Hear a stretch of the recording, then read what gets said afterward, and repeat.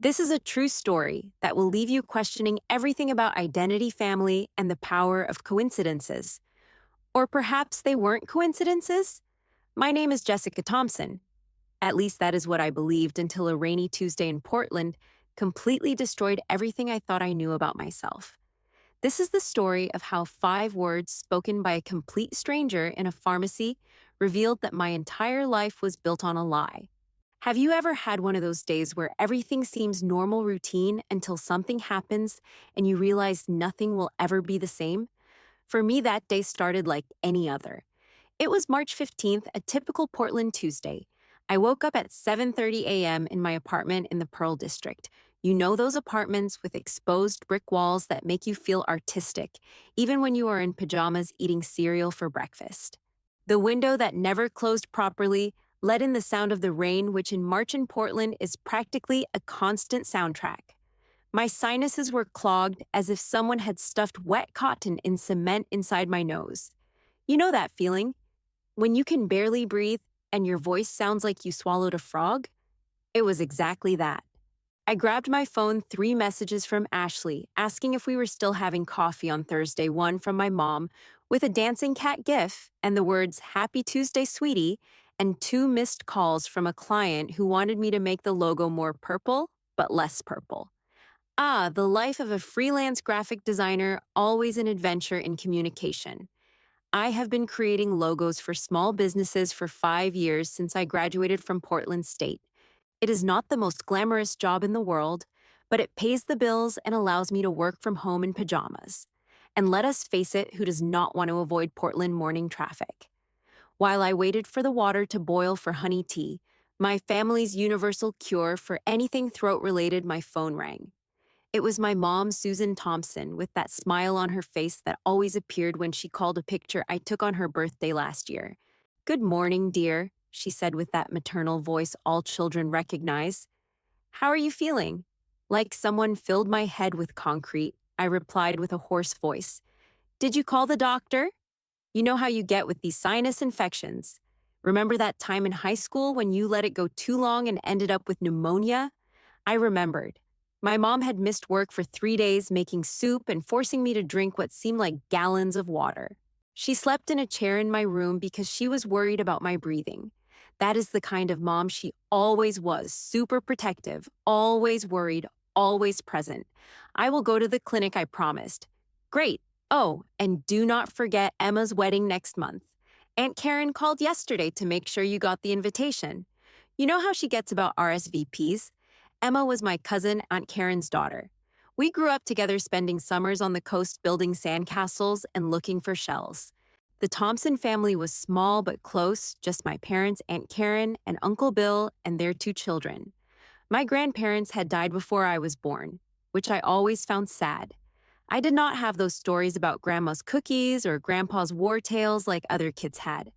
After hanging up with my mom, I took a shower, put on my dad's old University of Oregon sweatshirt, the one that was starting to fade but was incredibly comfortable, and went to the walk-in clinic. The doctor confirmed what I already knew, a sinus infection. She gave me a prescription for antibiotics and instructions to rest. Nothing extraordinary, just a typical Tuesday in the life of a typical 32-year-old. The rain had intensified when I left the clinic. I sat in my Honda Civic for a moment, debating whether I should pick up the medicine now or just go home and sleep. Responsibility 1, the Walgreens on Northwest 23rd, was only 5 minutes away.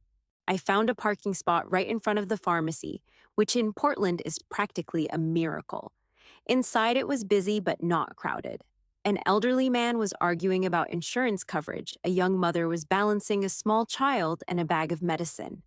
Normal Tuesday afternoon things.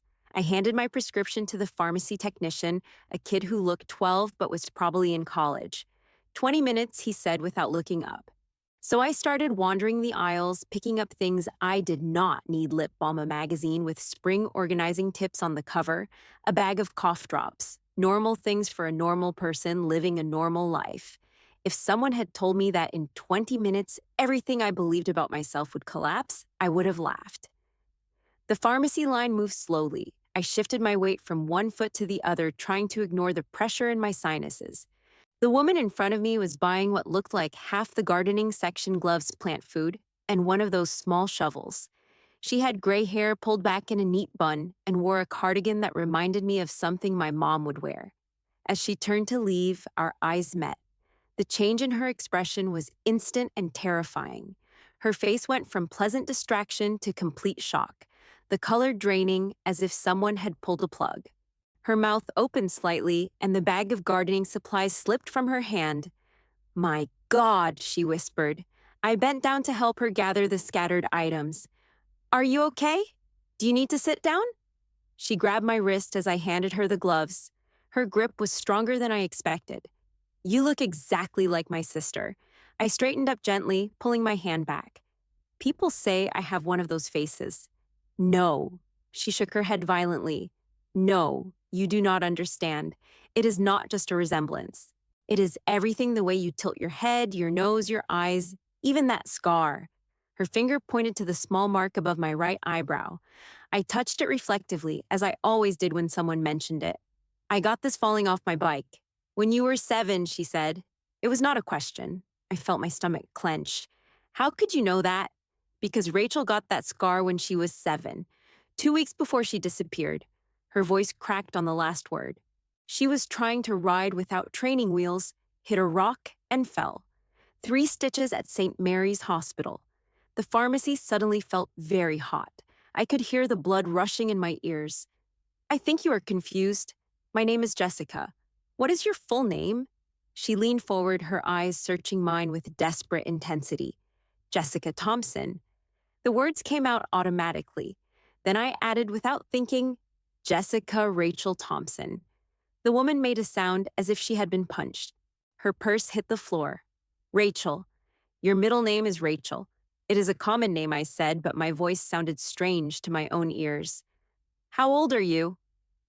32, born in 1993. She nodded, unable to speak. Rachel would be 32, born on May 15, 1993. Tears were streaming down her face now. She had green eyes with golden flecks, just like yours. She was left-handed.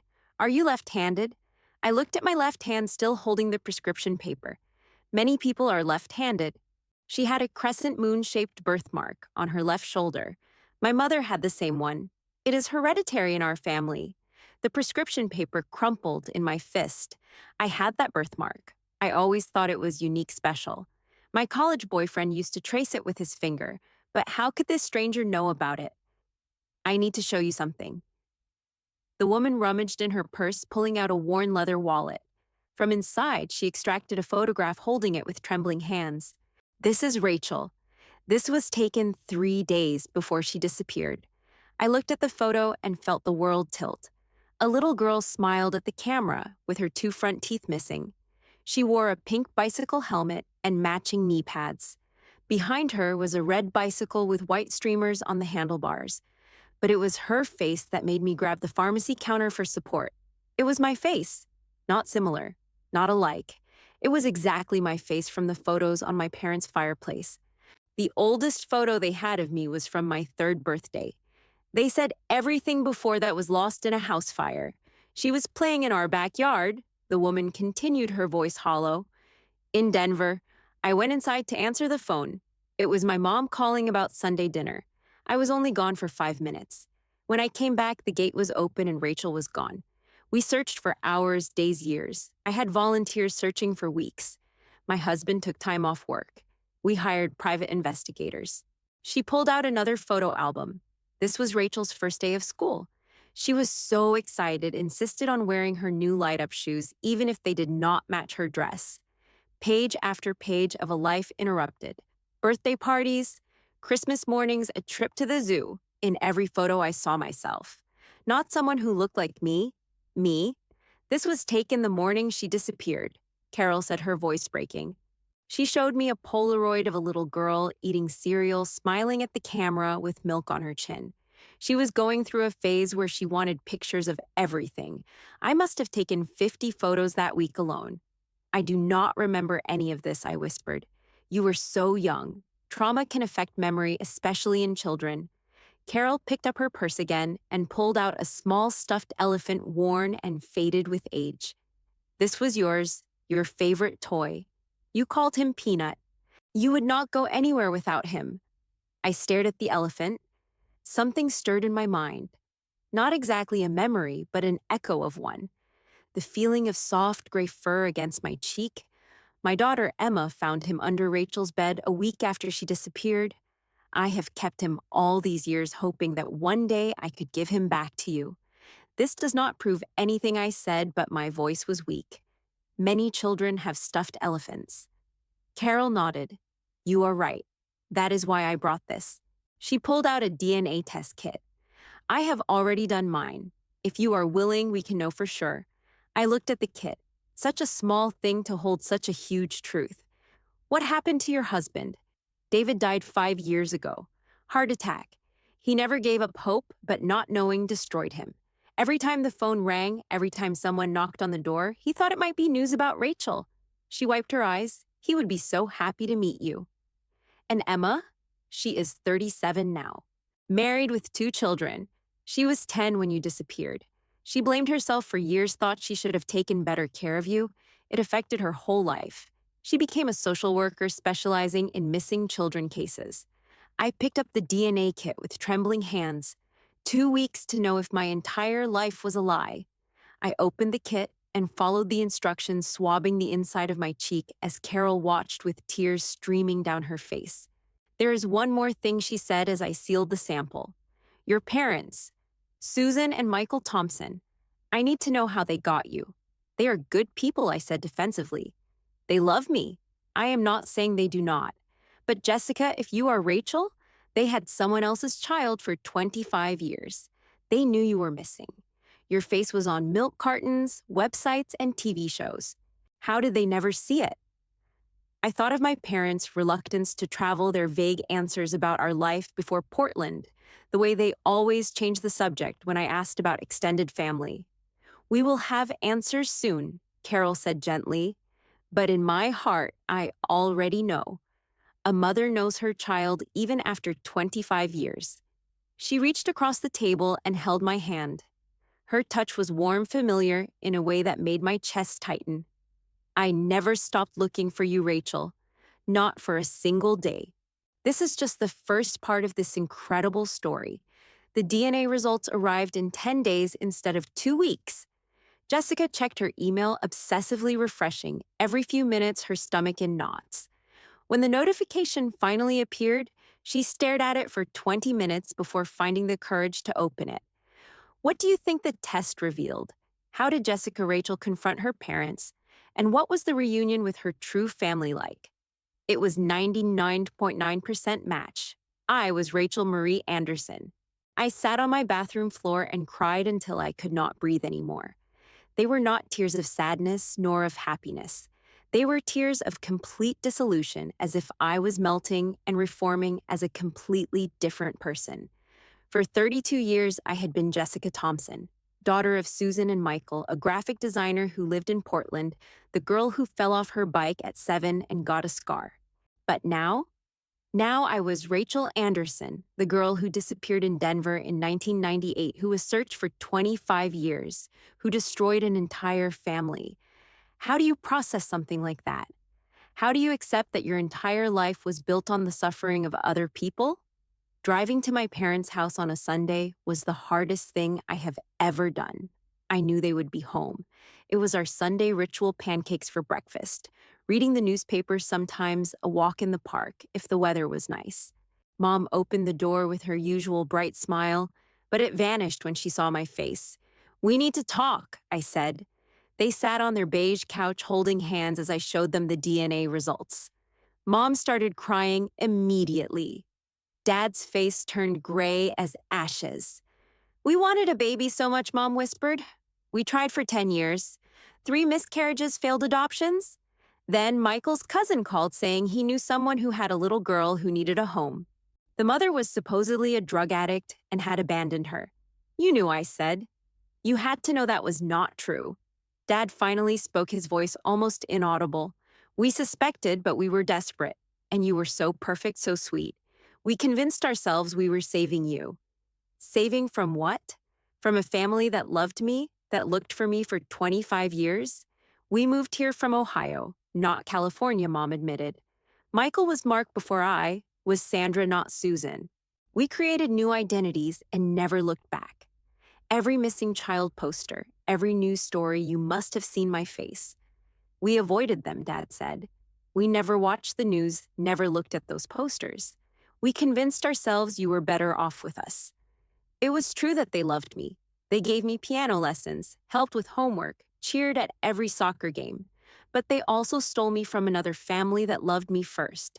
They let Carol Anderson spend 25 years wondering if her daughter was dead or alive. The legal complexities took months to resolve.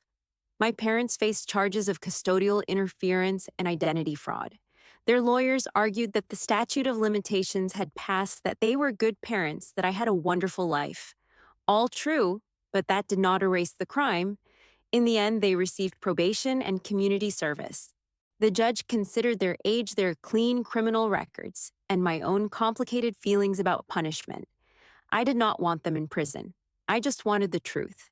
Meeting Emma for the first time was surreal. My sister. She looked like me around the eyes, had the same laugh. Her children, my nephew and niece, accepted me with the open simplicity of children. "You are the aunt who was lost?" asked Lily, 7 years old. "Grandma said you were lost, but now you are found." Carol introduced me to the rest of the Anderson family at a barbecue that felt like stepping into an alternate life. Aunts and uncles who looked for me, cousins who grew up hearing about the missing girl. They welcomed me with tears, hugs, and 25 years of stored-up love. I kept my name as Jessica professionally, but added Rachel legally, Jessica Rachel Anderson Thompson.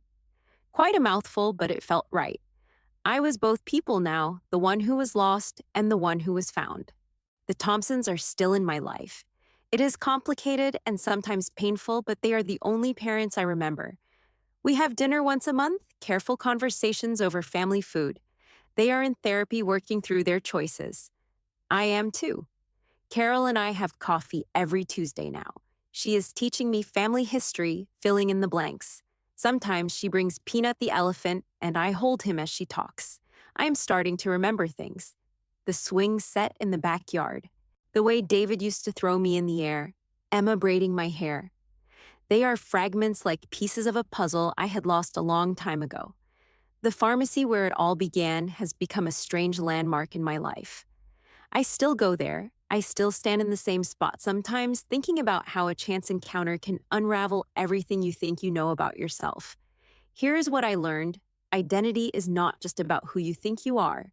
It is about who you were, who you lost, and who you choose to become.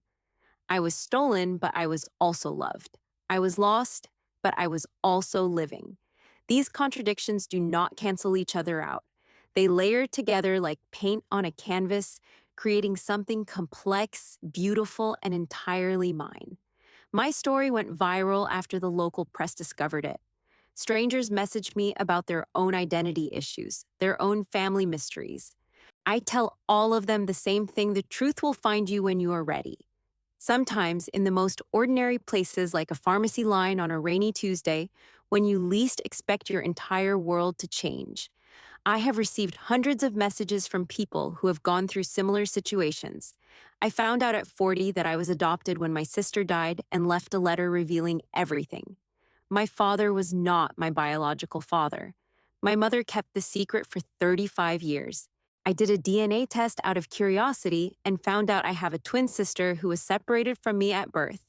Carol told me Emma married a private investigator. It was not a coincidence. After I disappeared, she decided to dedicate her life to reuniting families. She has already helped find 47 missing children.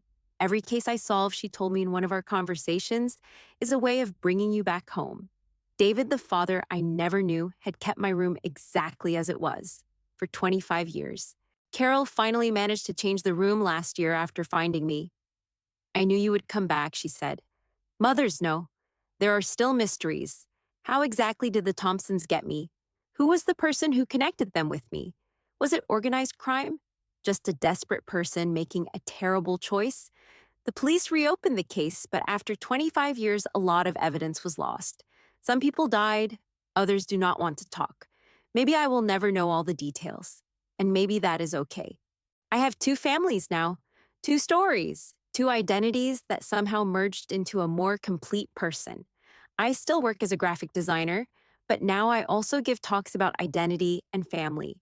I work with organizations that help reunite separated families. My apartment now has photos of two families. Photos of my childhood I never knew existed.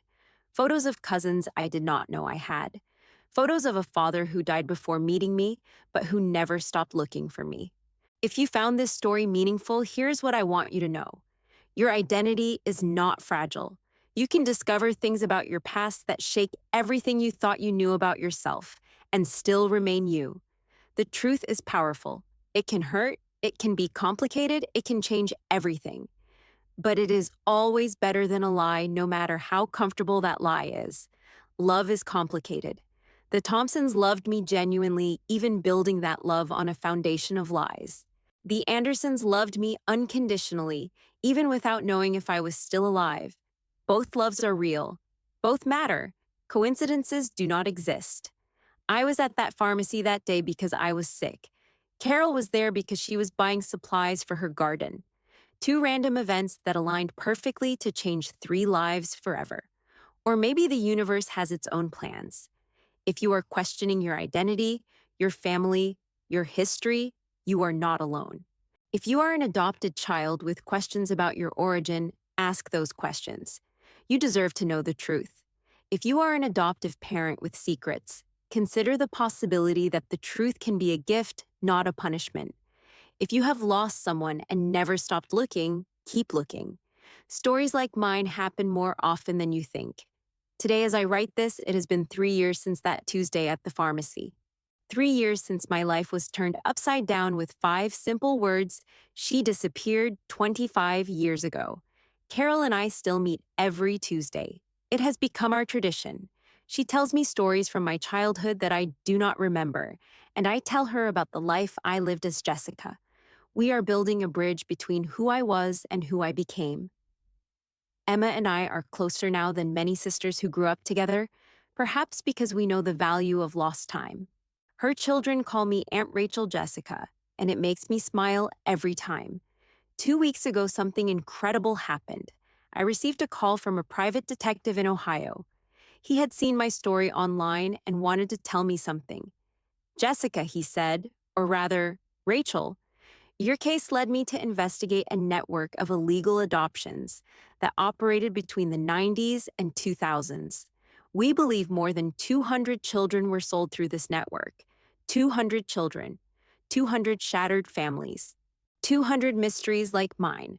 We are setting up a support group, he continued. People who went through the same thing as you.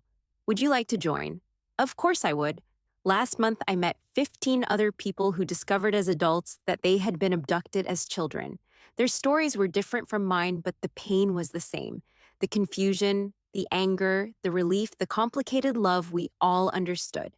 There was Marcus, who discovered at 45 that he was taken from a mall in Los Angeles. Sarah, who found out through an ancestry test that her parents were not biologically related to her. James, who was recognized by an aunt in a Facebook photo. We all had one thing in common. We were loved by two families, the one who lost us and the one who found us. Together, we decided to create something positive from this tragedy. We launched the Reconnection Project, a nonprofit organization that uses modern technology to reunite separated families. We developed an app that uses facial recognition to compare photos of missing children with voluntarily submitted current photos. We have already reunited 12 families in the last 6 months. Every reunion is a miracle. Every hug is a healing. Last week during our monthly dinner, Susan, I still cannot call her anything else, asked me a question that caught me by surprise. Rachel, she said, she finally started using my real name. You can forgive us? I looked at them, this couple who loved me imperfectly, who stole me and saved me at the same time, and realized something. There is nothing to forgive, I said. You gave me 25 years of love. That does not erase the pain you caused, but it is also not something I can discard. You are part of my story. You are part of who I am. Michael Dad started crying. It was the first time I had seen him cry. If you have made it this far in this crazy story, thank you. Thank you for listening to me, for understanding me, for being part of this journey. Here's what I want you to take from this story. 1. The truth always finds a way out. It may take 25 years, but it comes. 2. Identity is stronger than circumstances. You can discover that everything you thought about yourself was wrong and still remain you. 3. Love is not diminished by being divided. I love two families, and that does not make either love any less. 4. Coincidences are just the universe working in ways we do not understand. 5. It is never too late to come home, even if home is a concept you need to redefine. If this story touched you, if you have your own questions about identity or family, do not be afraid to seek answers. The truth can be scary, but it is always better than uncertainty. If you know someone who was adopted, who has questions about their origin, or who is looking for someone lost, share this story. You never know, it might be exactly what they need to hear. And if you are looking for someone, or if someone is looking for you, do not give up. The world is smaller than it seems, and pharmacies are everywhere. I have a new tradition now. Every Tuesday after my coffee with Carol, I pass by the pharmacy where it all began. I do not always buy something. Sometimes I just stand there for a few minutes in the same aisle, in the same place where my life changed forever. It is my way of remembering that miracles happen in the most ordinary places, in the most ordinary moments, when we least expect them. Yesterday, a young woman was in line in front of me. She held a prescription and looked nervous. For a second, I thought about talking to her, telling her my story, saying that sometimes Tuesdays change our lives forever. But I did not. Some miracles need to happen naturally. Besides, I had coffee scheduled with my sister. My name is Jessica Rachel Anderson Thompson. I was lost, but now I am found. And this is my story. After my story went viral, I received over 1,000 messages. I cannot answer them all, but I read every single one. Your stories, your questions, your own journeys of discovery all inspire me. If you want to know more about the Reconnection Project, if you want to volunteer, or if you need help looking for someone, leave a comment.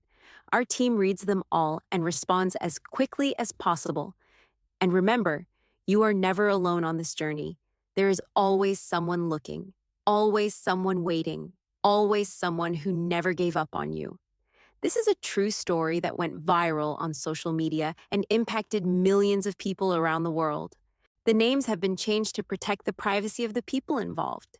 If you have a similar story or know someone who might benefit from this message, do not hesitate to share. Together, we can reunite more families and heal more hearts.